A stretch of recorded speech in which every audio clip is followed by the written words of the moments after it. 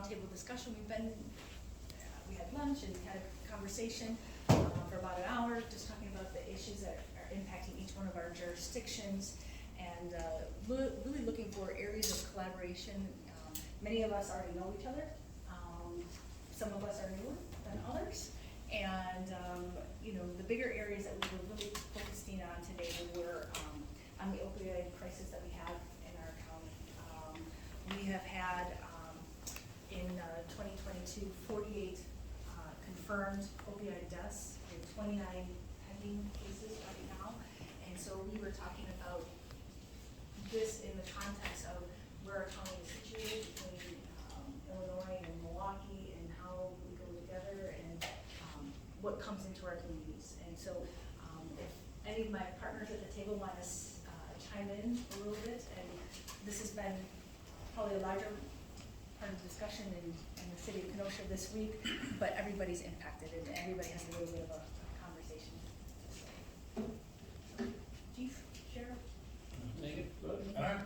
Well, obviously, no one here is being shocked by the fact that we can say we have an opioid problem.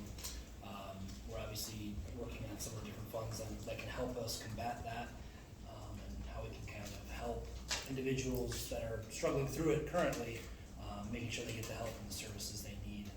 This is just one way we can kind of collectively come together and talk about it. Obviously, in the city of Kenosha, we have, in zip code specifically, we have a little bit more than the rest of the county. However, we're more densely populated, so it doesn't come to a shock. Absolutely. Myself and both chiefs are on the opioid task force. We are also on the opioid abatement settlement panel, and we've been trying to determine appropriate use of those funds that are coming from the pharmaceuticals and the corporations. We've come up with some really good input, actually. So the county executive articulated that she took a recommendation, something we voted on last month, and is going to come forward with some education, someone to reach out to the schools, not like in the early programs. I bring this up because I'm the sheriff and we do DARE in the county schools for the 5th graders and 3 KUSD schools.